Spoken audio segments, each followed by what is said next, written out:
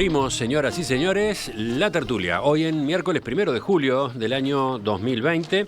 Voy con los saludos para quienes nos acompañan, cada uno en su casa. Karina Novarese, buen día.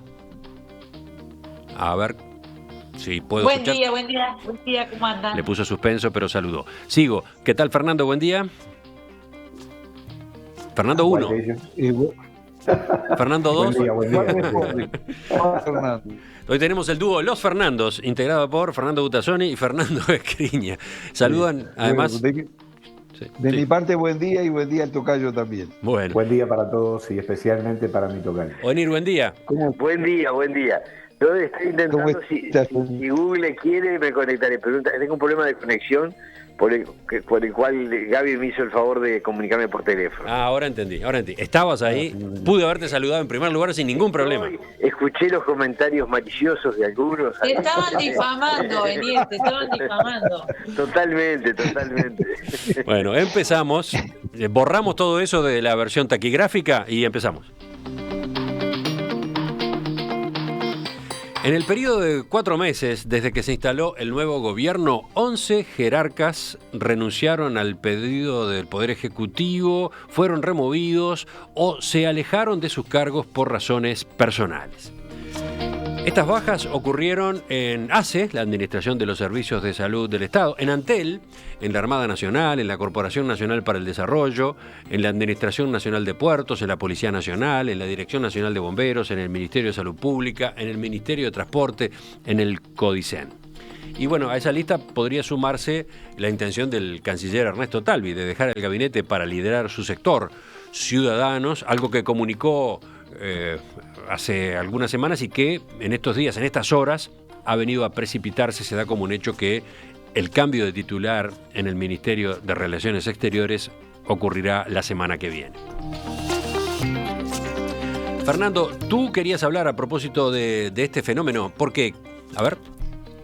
Bueno, porque me parece que digamos, por decirlo de alguna manera, la inestabilidad de la plantilla gubernativa, sin duda alguna que afecta a la gestión del gobierno y por lo tanto afecta a toda la marcha del país, más en una circunstancia como esta.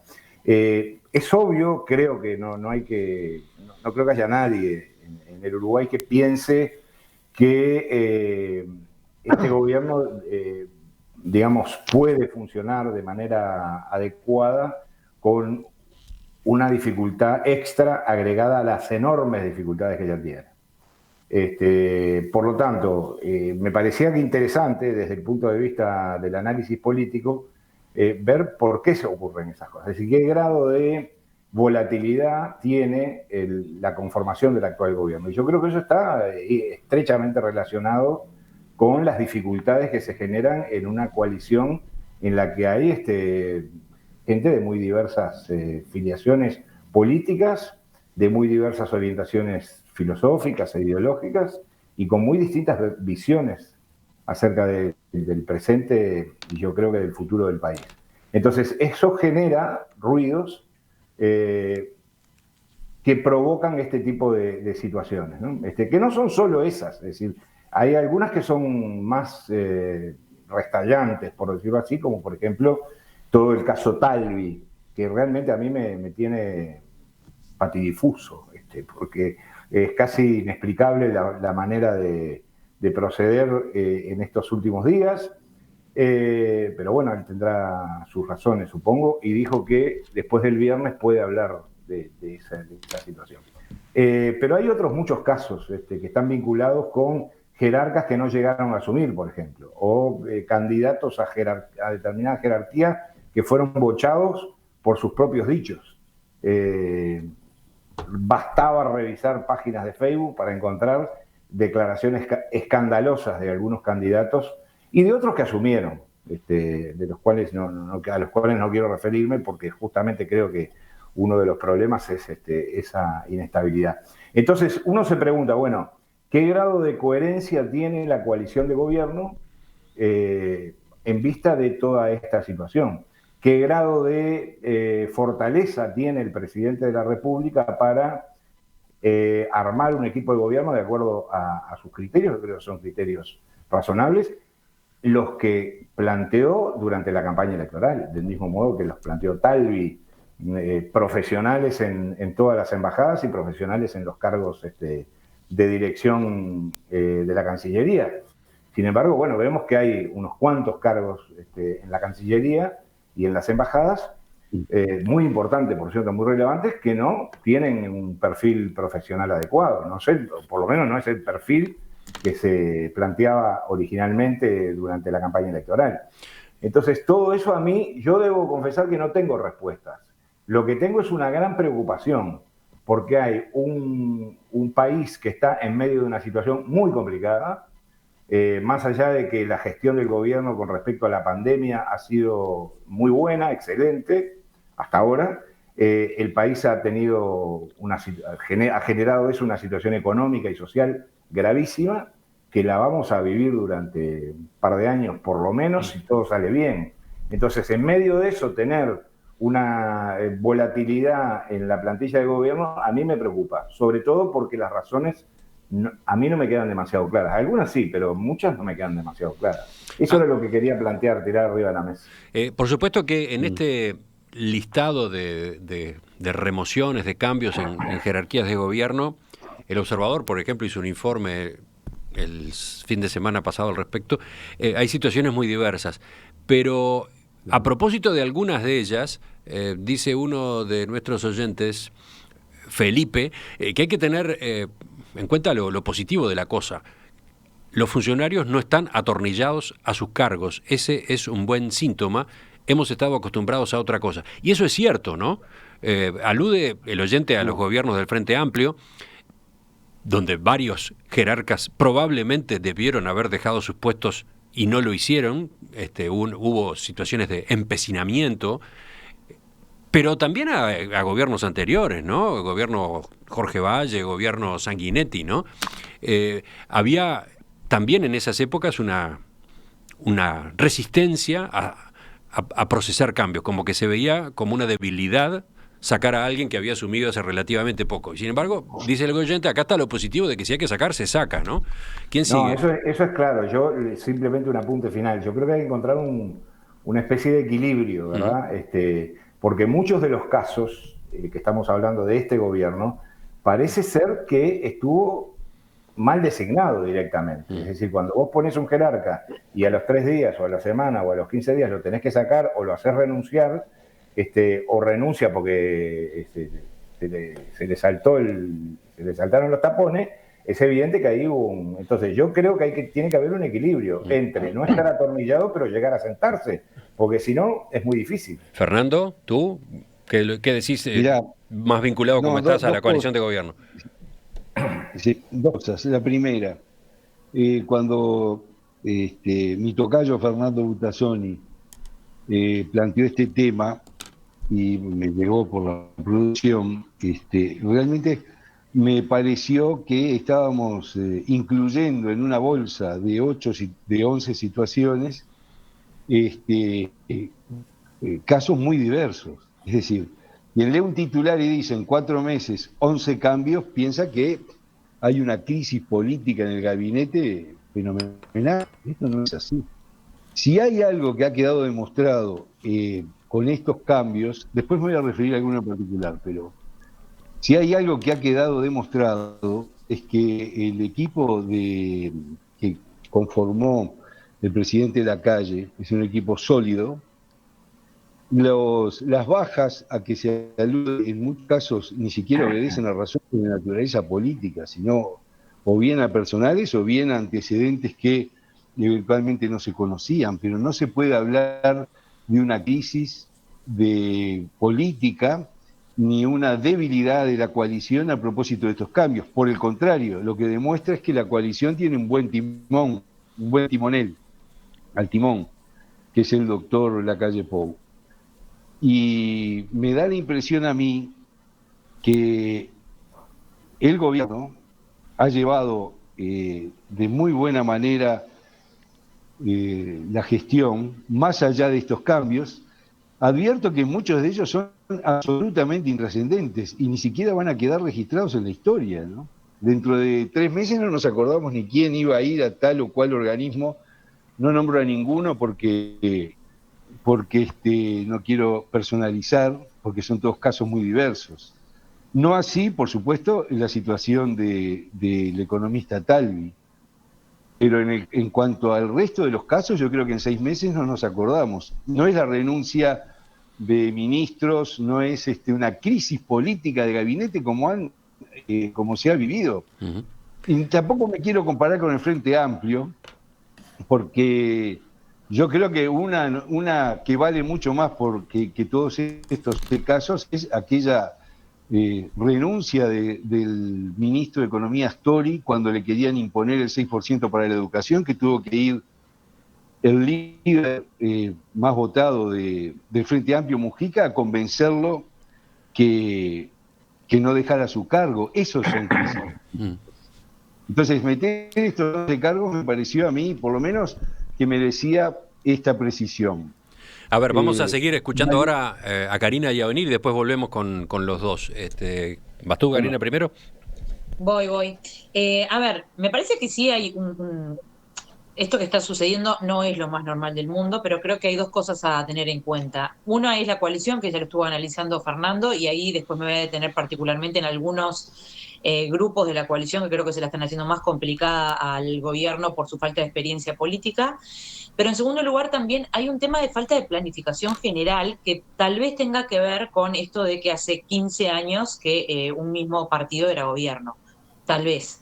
De cualquier manera no es una justificación suficiente porque por lo menos un grupo político que se considera que puede ser gobierno empieza a prepararse. Y de hecho no se puede decir que no se haya preparado el presidente Lacalle Pou en una cantidad de aspectos, pero sí ya lo veíamos desde antes de esta renuncia, lo veíamos desde enero, desde diciembre, desde que fue electo, que faltaban nombres, que faltaban una cantidad de nombres. Se le ha hecho muy complicado a este gobierno encontrar los nombres, incluso con una coalición detrás, nombres adecuados para los diferentes puestos. Entonces, creo que esa combinación tan compleja de coalición, es decir, todos los que tengo que yo elegir no son todas personas de mi confianza ni en mi partido, y por otro lado, falta de planificación, dieron este resultado, que yo ahí sí discrepo con Fernando, que no es importante.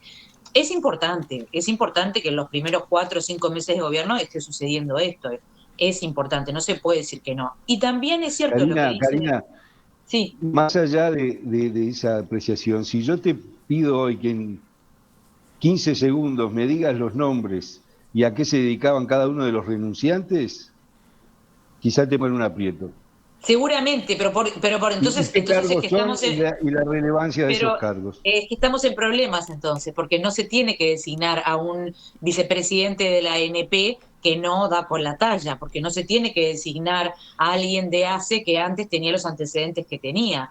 Es decir, pero lo importante no es haberlo designado, es saberlo en todo caso perdóname un segundo, Fernando, y termino este razonamiento. Lo que muestra el liderazgo de Lacalle Pou en la coalición. De acuerdo, yo no estoy discutiendo eso, y creo que hay un buen poder de reacción del gobierno, pero antes hagamos las cosas bien desde el principio. ¿Dónde está la debilidad de la coalición cuando el presidente toma esas medidas? No existe. La debilidad de la coalición está en primer lugar en proponer candidatos no adecuados, muy poco adecuados. No, la debilidad había estado déjame terminar un segundo, Fernando, porque si no vamos a discutir entre nosotros dos. Inadecuados, sí. No quiero... termino y seguimos. La debilidad sería no tener la marcha atrás para hacerlo. Esa es a ver, que son dos cosas diferentes. Celebro la marcha atrás del presidente y del Poder Ejecutivo, pero no estoy de acuerdo con que se elijan en algunos cargos. Simplemente había que hacer un background check. Fernando, vamos a dejar que hable Karina porque están hablando cada uno por su lado. Por ahora la idea fue primero Butazón y después Escriña, ahora no parece. Bueno. A ver... lo que digo es, celebro el poder rápidamente de marcha atrás del presidente y de su gobierno, estoy de acuerdo, y eso no lo tuvo el gobierno pasado, sin duda. El ejemplo más claro es Sendik y muchos otros más.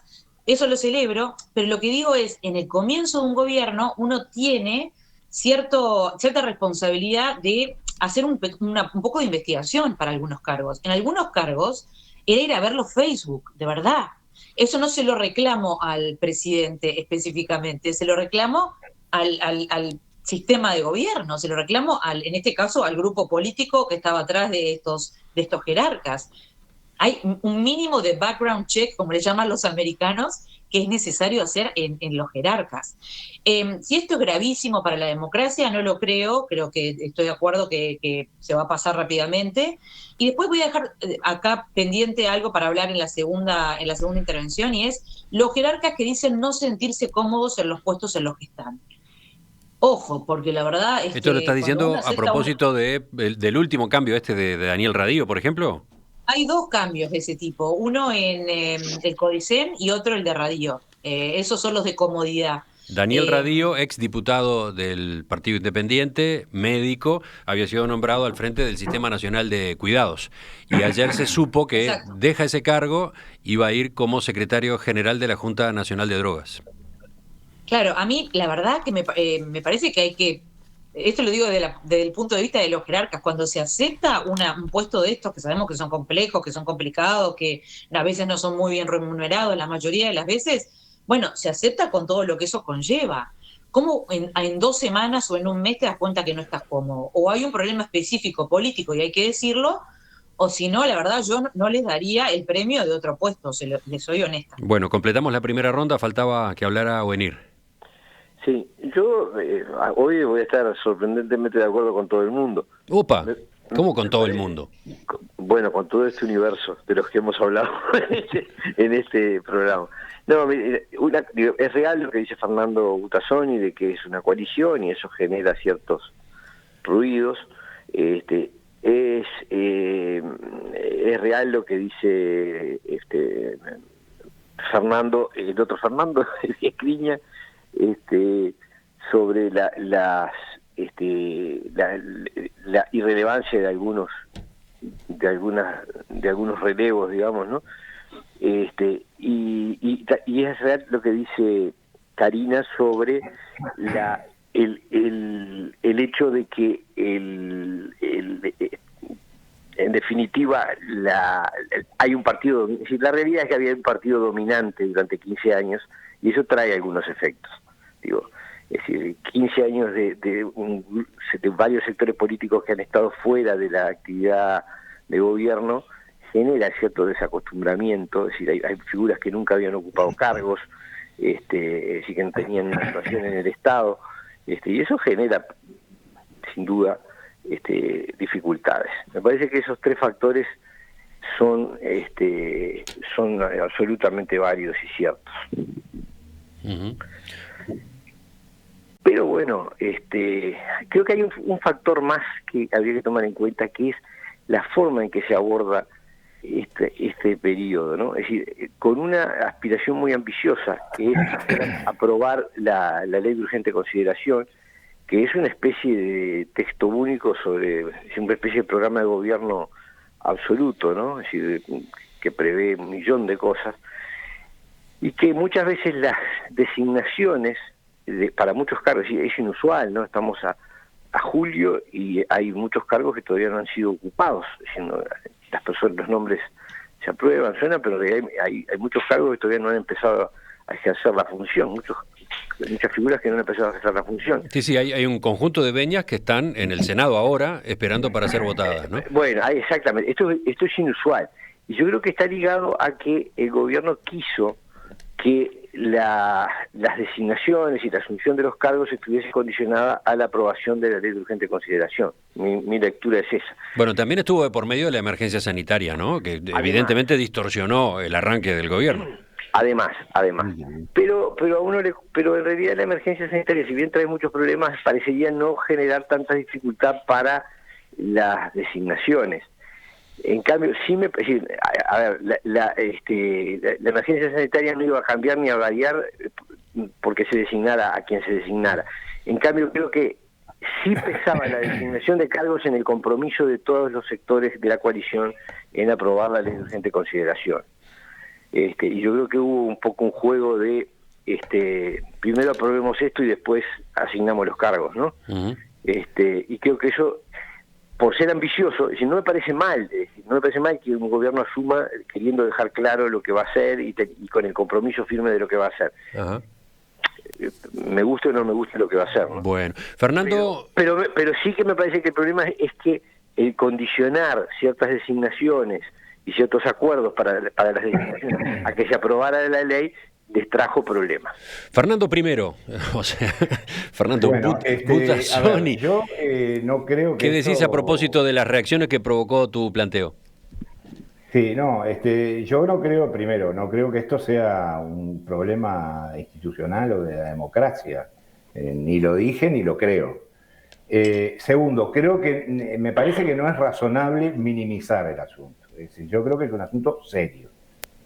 Sea por las razones que plantea mi tocayo, o sea por las razones que plantea Buenir desde el punto de vista político, o sea por las razones que plantea Karina. Lo que yo creo es que es un problema real y es un problema que puede o no tener consecuencias. A mí no me interesan los nombres. Es decir, yo no sé quién fue el fulano que iba a asumir y no asumió, porque había publicado un mes y medio antes, o 2 meses antes, o 6 meses antes en Facebook una serie de disparates absolutamente inaceptables. Lo que me preocupa es que todo un aparato de gobierno que estuvo durante muchos meses preparando este nuevo gobierno, estamos preparados, vamos a hacerlo, es ahora, no haya tomado en cuenta esos factores, porque yo no puedo analizar el gobierno solamente como el presidente de la República o el secretario de Presidencia o su grupo. Yo supongo que los de la coalición estaban igualmente preparados para hacer esto y que era ahora también para ellos. Entonces, a mí me parece que no hay que minimizarlo. Yo creo que esto no es para... Parece claro, en ese sentido, discúlpame que te interrumpa, Fernando, parece claro que dentro de la coalición había distintos niveles de preparación, ¿no? Me parece evidente que Lacalle Pou y su equipo estuvieron 5 años organizándose para llegar a las elecciones y hasta para la posibilidad, obviamente, de gobernar.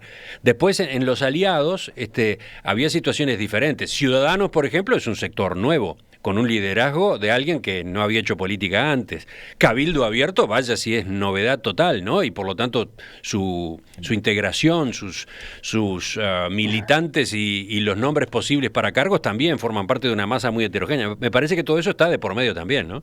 Por supuesto. Yo creo que la diferencia es que no es que estaban preparados, unos preparados para gobernar y otros no preparados para gobernar. Yo creo que unos estaban preparados y otros no estaban preparados. Le quito el para gobernar.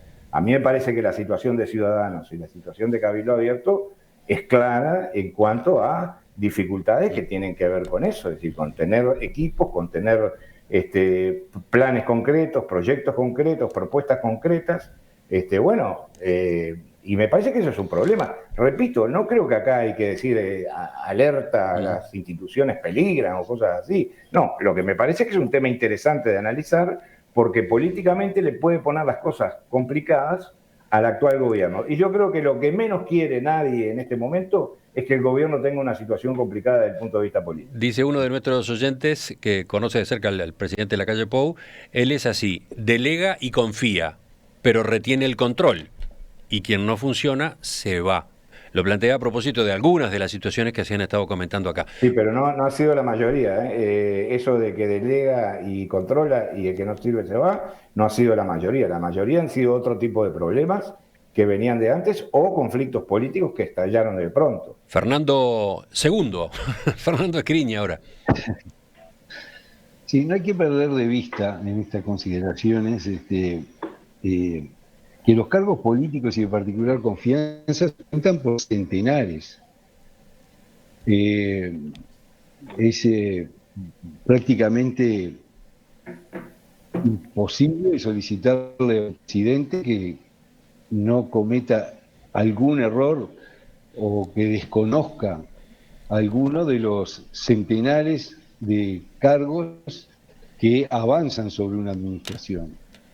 Nos pasa incluso hasta con el propio Parlamento, es decir, hay veces que un parlamentario trasciende por una exposición que hace, que lleva a la polémica y francamente la gente se entera que era legislador cuando sale en la televisión, cuando lo entrevista Emiliano, para ser justos, es decir... ¿Estás aludiendo a la entrevista de ayer en particular? Claro, es decir, uno dice, bueno, no quiero entrar en el caso concreto, estoy hablando en general de los cargos, para no perderme en ese corral de ramas, pero en general, cuando un presidente llega al gobierno con el apoyo de 5 partidos políticos, entre ellos el propio, y tiene que buscar un equilibrio para que los mejores hombres de esos partidos vayan a los mejores cargos, evidentemente que puede haber alguna dificultad, pero las tensiones que provoca la designación, ya no digamos de todos los cargos de gobierno, ya digamos de hacer una lista dentro de una agrupación política genera tensiones. Entonces, ¿cómo reprocharle al presidente que haya eventualmente confiado, me gusta ese término, en el tema? Es irreprochable. El presidente Fernando, permitime un apunte nomás. Nadie está reprochándole al presidente. Es decir, creo que estás desviando justamente ese no fue el reproche. el eje de la conversación. De la mesa. Me refiero a que, yo creo, a ver, el presidente asume, todos sabemos las circunstancias difíciles que atravesó el país al principio y que ahora, en fin, lo venimos llevando. Creo que hizo lo mejor posible. Y y esto no demuestra, para mí no es zozobra que estos 10 cargos se modifiquen, excepto alguno que tiene una trascendencia política indudable. Pero el resto no le veo circunstancias que me llamen la atención, digamos. No me llama la atención. A ver, de acuerdo que no es el fin ni el fin del mundo y nos quedan 5 años de gobierno enteritos como para solucionar todos estos problemas, y estoy segura que estas malas experiencias van a servir como enseñanza de alguna manera, espero, para los propios sectores que están eligiendo, para los propios partidos que están eligiendo sus jerarcas, y también para el propio sistema de gobierno, ya no el presidente, desde la Oficina de Servicio Civil en adelante, a la hora de decir, bueno, cuáles son los filtros que tengo que tener, cuáles son los datos que necesito de esta persona, los currículum, todo eso. De acuerdo, no es debido a muerte. Pero tampoco podemos minimizar de que esto es algo común, no es lo más común.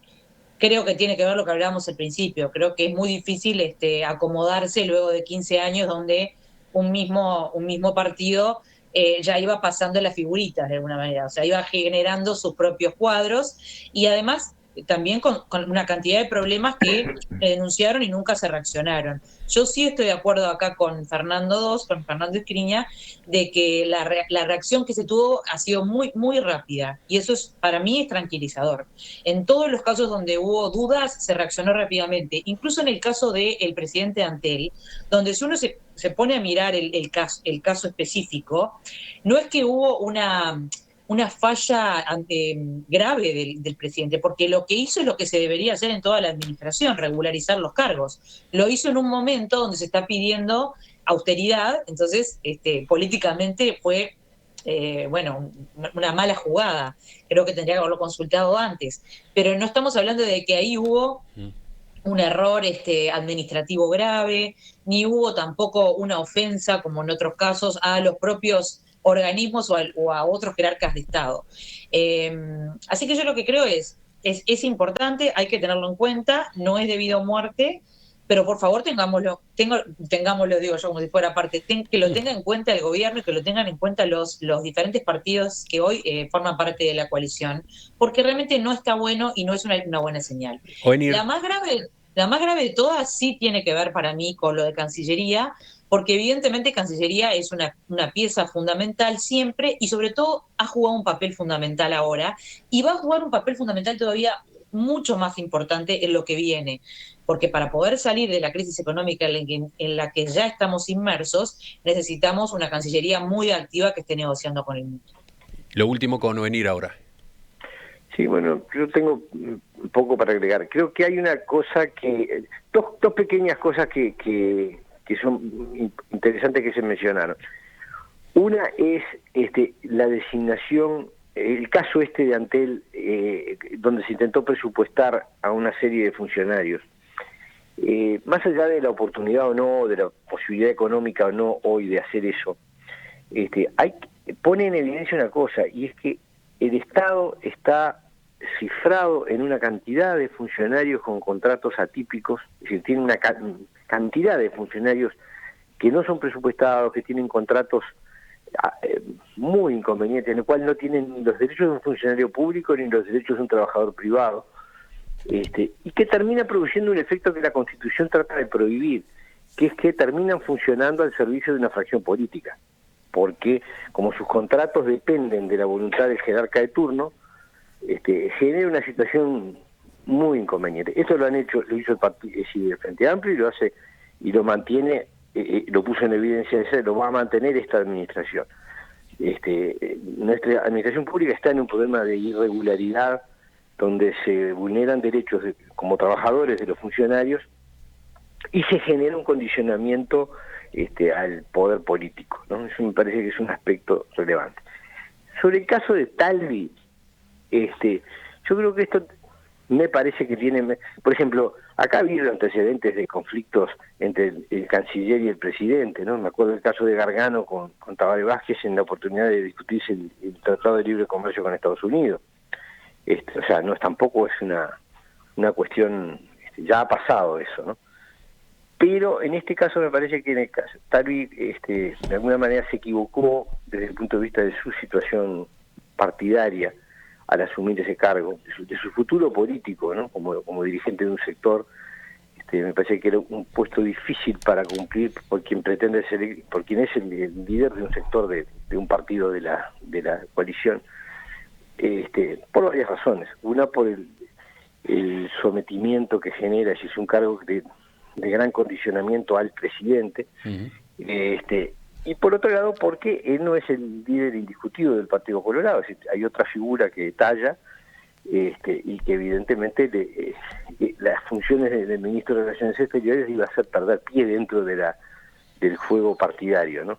Es decir, creo que hay un error, Polo podrá corregirme o tener una visión distinta, lo miro yo desde afuera, me parece que hubo un error en lo que a él le convenía desde el punto de vista de su como figura partidaria, digamos, ¿no? Vamos dejando el tema en puntos suspensivos acá. Cierro con uno de los tantos mensajes que han llegado desde la audiencia. Mencioné ya varios, pero implica el retorno del Carboné. Dice, la revocabilidad permanente de los cargos es una buena cosa. El problema es que muchas veces esa revocabilidad es fruto de la falta de cuadros. Y esto hace que cualquier cuatro de copas acceda a cargos públicos. A largo plazo eso destruye a los partidos, y esto se da porque todos sus mejores hombres son cooptados por el monstruo, es decir, la estructura estatal, y no se preserva cuadros para la gestión partidaria y para pensar las grandes líneas estratégicas.